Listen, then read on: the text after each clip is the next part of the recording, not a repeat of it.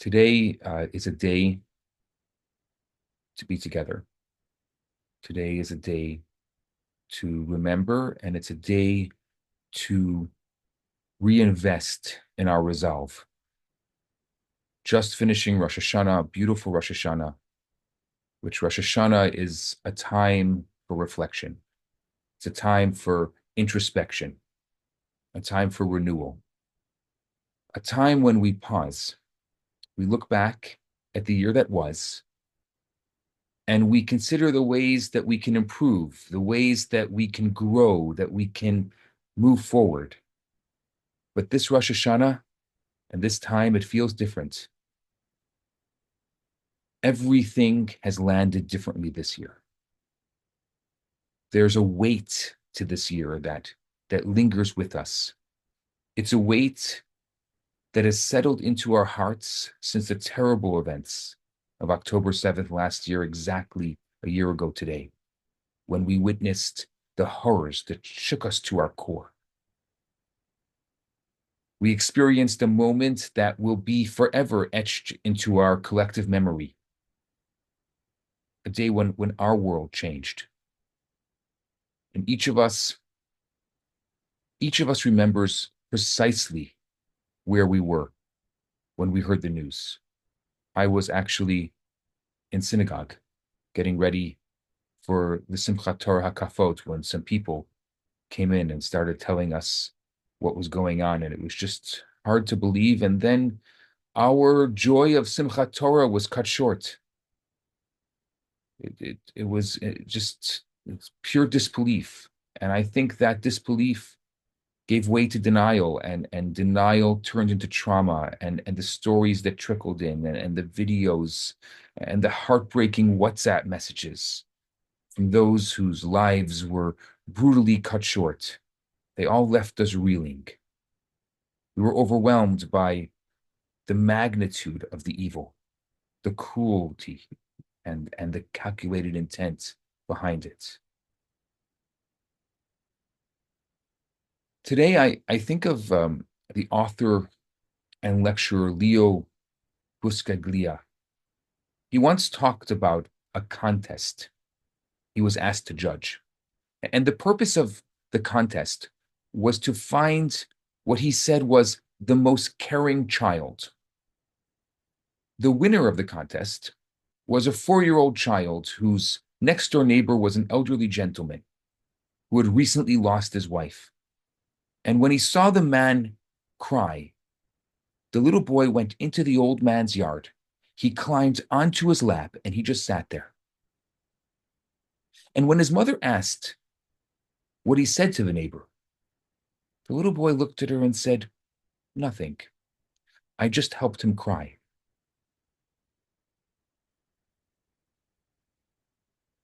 Nothing. I just helped him cry. Sometimes, sometimes words fall short, and all we can offer is our presence, our shared humanity, to hold space for the pain of another. I think last October, we could have all used a child like that, someone to help us cry. As the news continued to unfold, it became clear that we weren't just facing a tragedy. We were facing a challenge to our very identity as Jews. But out of that devastation, something remarkable happened. We witnessed the emergence of, of a unified Jewish people. The horror of the attack peeled back the layers of division, the layers of discord, the debate that had separated us for all too long. Suddenly, none of us mattered. None of what had happened before, what we had been so caught up with, mattered. What mattered was that we were one people. And in the face of that unity, we found strength. For me, personally, this past year was particularly transformative. I don't know if you can relate to this, but I didn't grow up in a very Zionist home. Most of my family has actually never been to Israel. To us, especially growing up, Israel was this distant idea. It's a place where we studied in the books, and my grandmother would quote it from CNN, but it wasn't central to our lives. And something changed for me this year. I felt a pull, a deep calling to connect more deeply with the land of Israel, with our people there, with the struggles and the triumphs they face. I visited Israel twice. Just to understand, I had only been in my entire life just 3 times to Israel before that, and twice this year. And those trips, they weren't just trips. I left my heart there. It was as if a part of me that had always been dormant suddenly awakened. And I think for myself, and I can't speak for you, but I do think for many of us, we've confronted this truth. For so long, we had been lulled into this false sense of security. We had grown accustomed to a divided world, Jews arguing with Jews over politics, over religion, over ideology. But when our enemies attacked, those differences fell away. We saw Israelis from all backgrounds, secular, religious, right wing, left wing. They all embraced each other in their pain.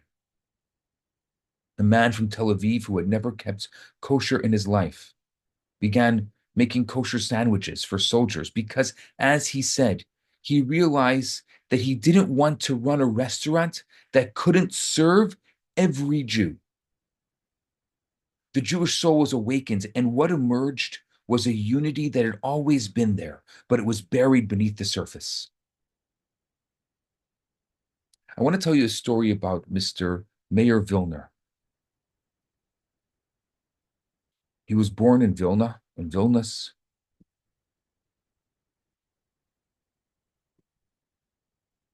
From a young age, his imagination was struck by the 20th century of ideals of both communism and Zionism, and Meir embraced them both. He made Aliyah to Israel, where he became the leader of the Communist Party. He was elected to the Knesset on the slate, and he was even among the signatories of the Israeli Declaration of Independence.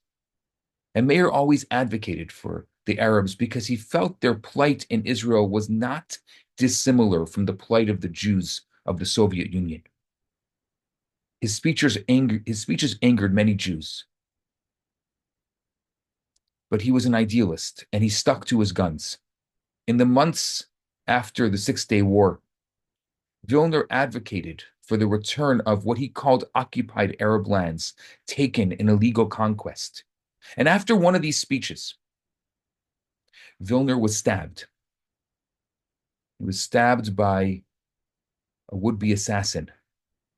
He survived the wounds, and he continued to serve in the Knesset until his retirement in 1990, making him actually one of the longest-serving members in Knesset history.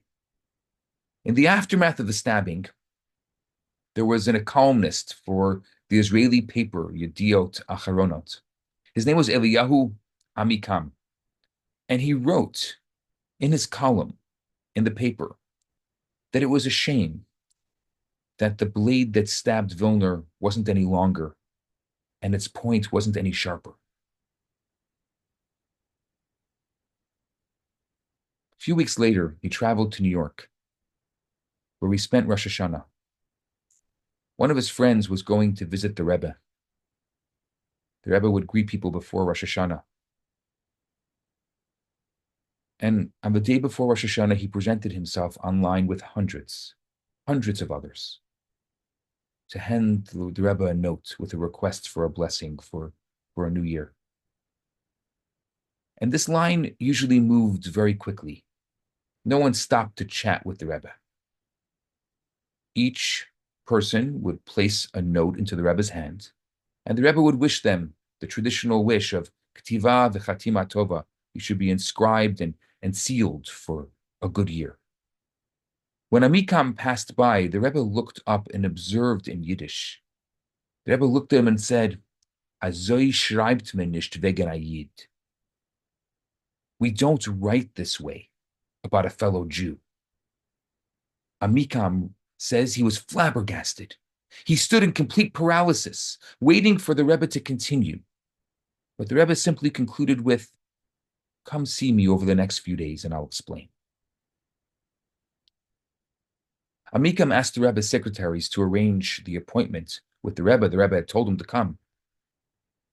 They told him that the Rebbe never saw anyone in between Rosh Hashanah and Yom Kippur, but he insisted. The Rebbe told me to come see him. He said, no, I don't think so, they said.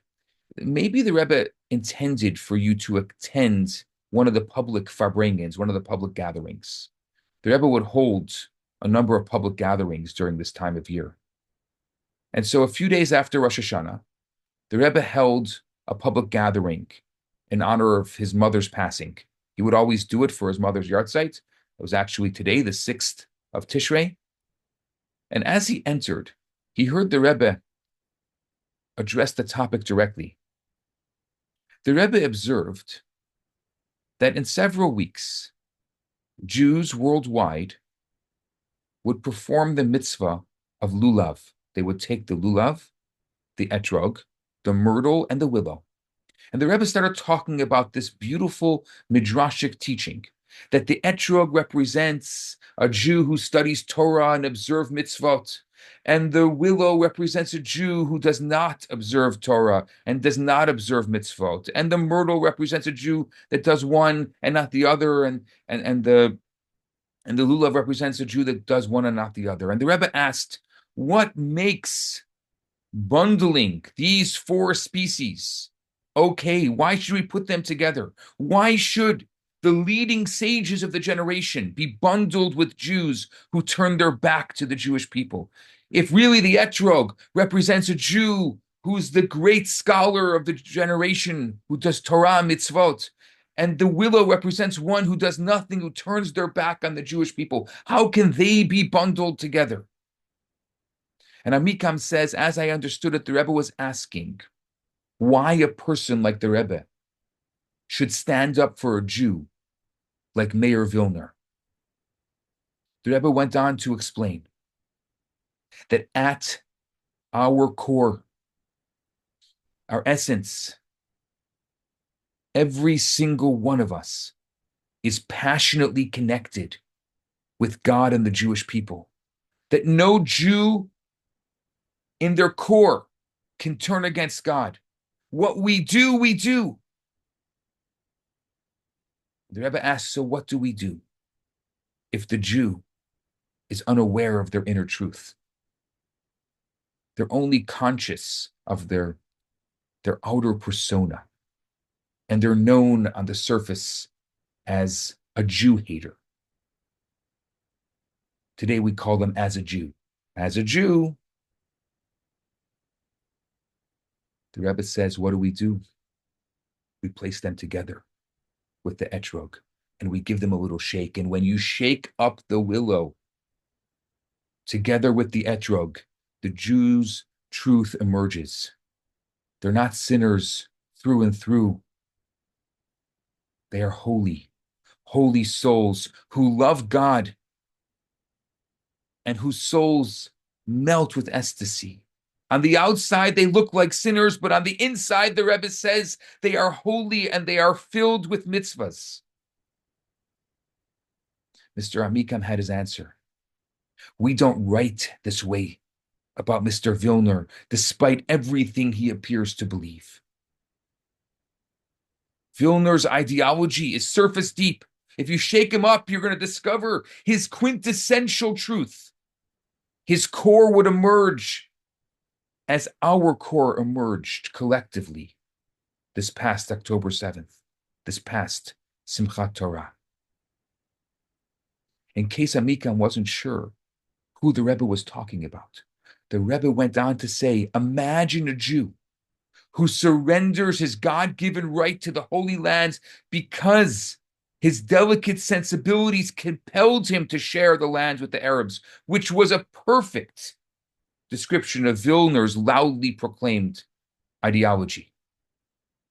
Imagine this Jew traveling to the Western Wall shortly after the Israeli army liberated it. You would imagine that he would cringe with unease as he gazes upon the violent occupation of a land revered by Muslims.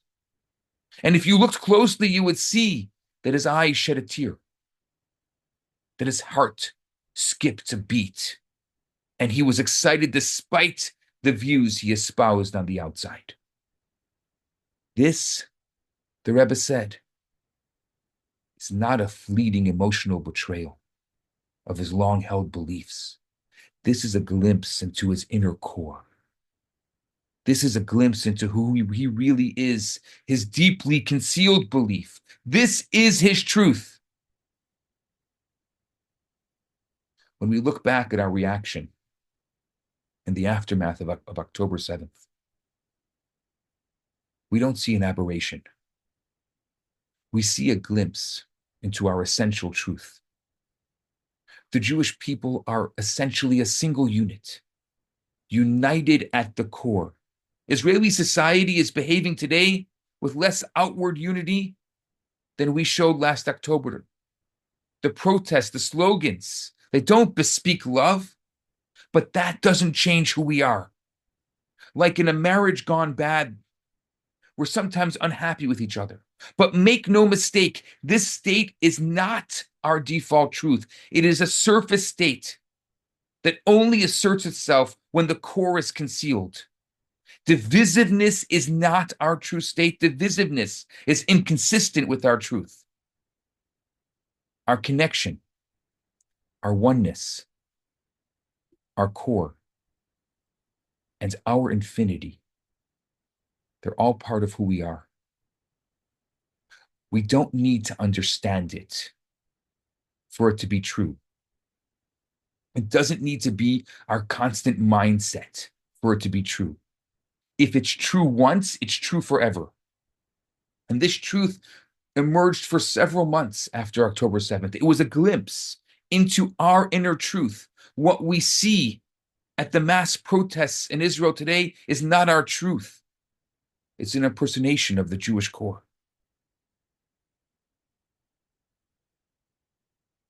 A young man wanted to impress his wife for their first anniversary. So he asked a florist friend to deliver flowers to their home. And when they returned home from work one day, he pointed her to the flowers, but he was devastated to see that the flowers were tiny and closed. He calls his friends and he says, "What happened to the flowers? I asked for a beautiful bouquet. These flowers are tiny and closed." He says, "Relax, relax. These are called tulips, and in the morning, they'll open and be beautiful." "Thank you very much, but what if they don't open in the morning?" He says, "Okay, no, with your fingers. You can open them yourself." The next day, his friend calls him to ask about the check that he sent to pay for the flowers. He had called the bank and then there was no account behind this check. "Don't worry," he says. "Tomorrow morning, an account will open and everything will be beautiful." He said, "Thank you very much, but what if the account doesn't open?" He says, "No, with your fingers, you can open one yourself." Our core emerged in the aftermath of October 7th. Our unified reaction was instinctive. And now that so many months have passed, we have to work to bring it up. If it doesn't open on its own, with our fingers, we can open them ourselves. With our fingers, we can open it ourselves. We have to actively and deliberately bring back our inherent truth, our core, our unity. And I'll tell you why. I think there's two reasons why. Number one is because this oneness is our core truth, and we have to live by our truth. And number two, our collective future depends on our unity. I've had a lot of beautiful moments this year. It's hard to believe. I was going last night through my pictures and videos from my trips to Israel, from the different places that I have been this year, many October 7th related. Of all of the most amazing experiences, one of them that I've spoken about was a 3 hour conversation I had with Sapir Cohen about a month ago in Miami. Sapir Cohen was taken hostage by the savages who attacked us on October 7th, and she was among the first wave of hostages to be released and has since been one of the few who has shared some of her ordeal. And she tells so many incredible parts of being in the tunnels and what happened. And I want to share one story that she told. She said one day the terrorists turned on the television and they saw thousands of people crowded into what today has been known in Tel Aviv as Hostage Square. And they're holding signs reading, "Bring them home." And she said she was excited by the fact that religious and secular Jews were standing side by side. She told me that before her captivity, and we know this, that Israel, the nation, had been divided. And so the unity surprised her and it made her happy. But what was most surprising was as she was looking at this sight that brought her so much hope, the terrorist looked at her and said, "When the Jews are together like this, they are very strong." And she said to me that she believes that the main goal of this war was to bring the Jewish people together.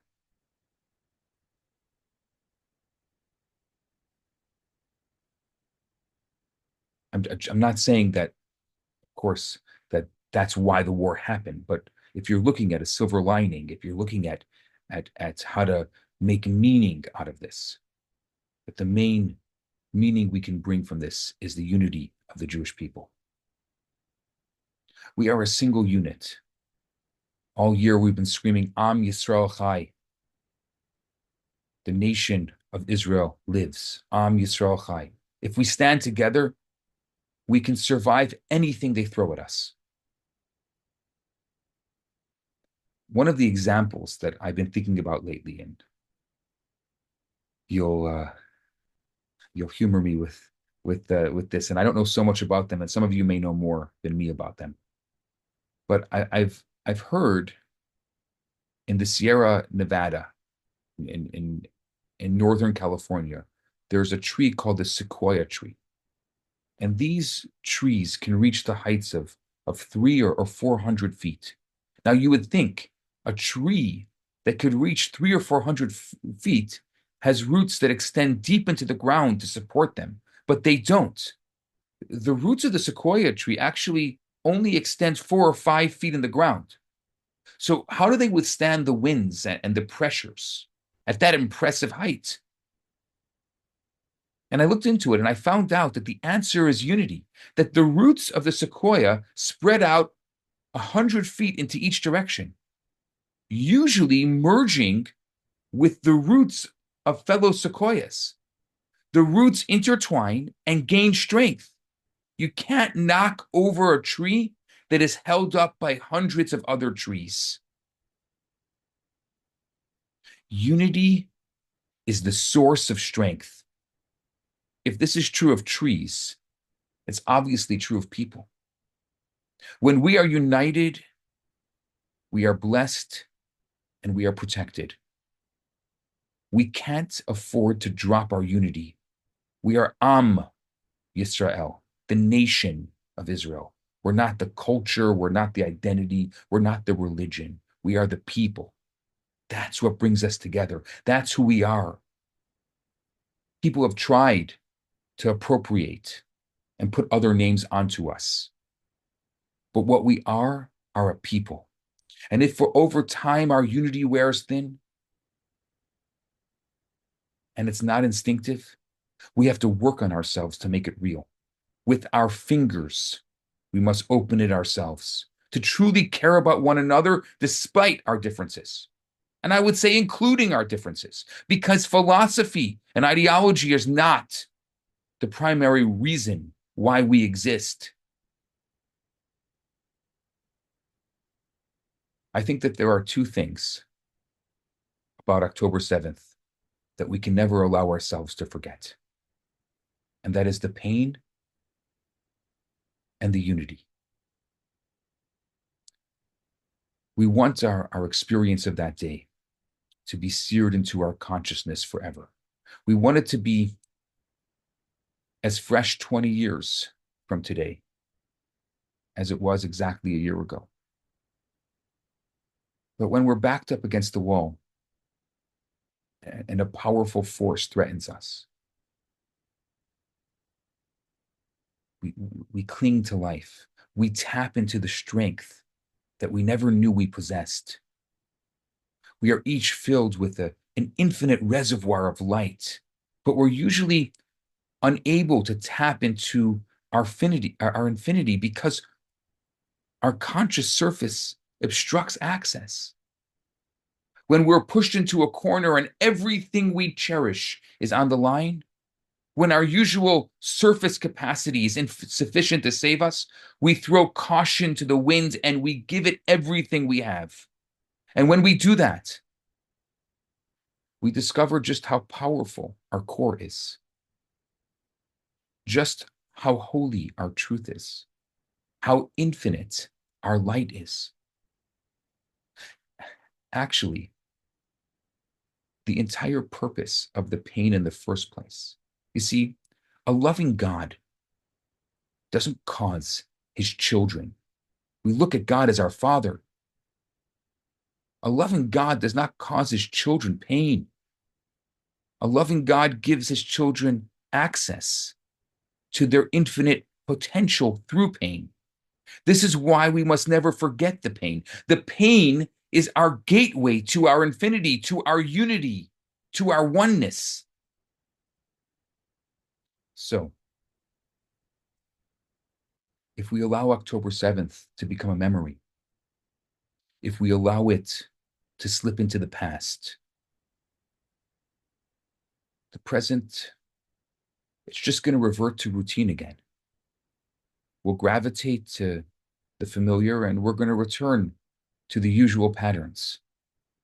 But if we never forget the bone-crushing intensity that we experienced that day, the fear for our nation, the love of our fellow, the dread of their suffering, the worry for their safety, and the insecurity of our vulnerability, then we'll be able to tap into our core every day of the year. My wish to you today is don't let October 7th become a thing of the past. Allow it to galvanize you in the present. With your fingers, open it up yourself.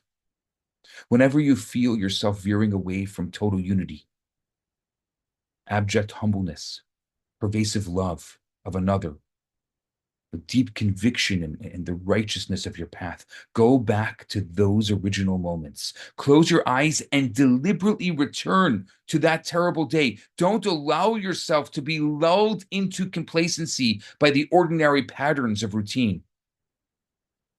Don't delude yourself into thinking that you're a finite unit, different and separate from everyone else. This is not your truth. This is none of our truths. No matter how many days or years you've lived that way, it's false, and it will always be false. The truth is that you are a member, and you are part of an eternal and enduring nation that is also united in its essence. Like a sequoia tree, you are an infinite light. You can overcome the greatest challenges, including the challenge of complacency. So I urge you, close your eyes and go deep into yourself. Go past all your conscious thoughts, all your usual reactions, and find that place in yourself that was provoked the part that was awakened in the aftermath of October 7th, when you experienced the dread of those heinous events. Don't reactivate the paralysis. Activate instead the love and the unity with your fingers. Open it yourself. Return to the connectivity, to the oneness. And so, as I conclude today, I ask the question that you're probably thinking, can we do this? Sure, of course we can. But will we do this? Well, will we do this? That depends largely on us. Remember, as a child, I heard this story and it had such a profound impact on my life. I can't remember who told it to me, but I remember it like yesterday, hearing it. There was once a wise man, and he's renowned for answering all questions. And one day a child approached him, grasping a butterfly in his closed palm. And he asked the wise man what was in his hands. The man said, a butterfly. So the child turned to this man and said, is it dead or is it alive? Well, he figured that if the man said it was alive, he would crush the butterfly. And if he said it was dead, he would let it live. Alive or dead, mused this wise man. And the wise man turns to this child and says, it depends on you, my child. That is in your hands. Biyadecha. It's in your hands. And I've thought about this so often. It depends on you. It's in your hands. It depends on us whether we rise to the occasion, awaken our infinite, respond from our core. It depends on us. But one thing is certain, and I'm sure of this, we are capable of it. Whether we do it, that's up to us. And so my blessing to you today, and this blessing may be collective. May within this blessing, we hold space for 101 beautiful souls who a year later are still in captivity. Shocking. I can't believe we're here. May we have in mind the memory of almost 1,800 people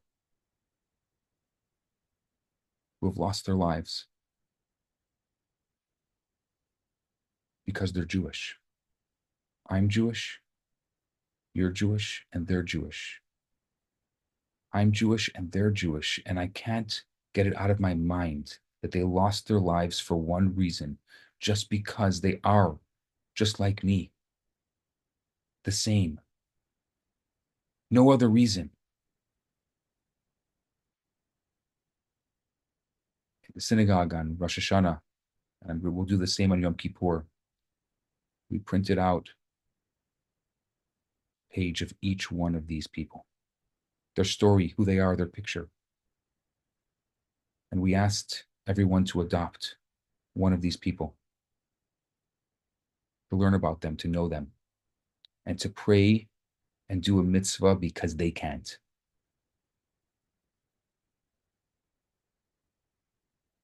And so today, my blessing and my prayer to you, holding all of them, is that we rise to this occasion, not just today, but in the coming weeks and in the coming months,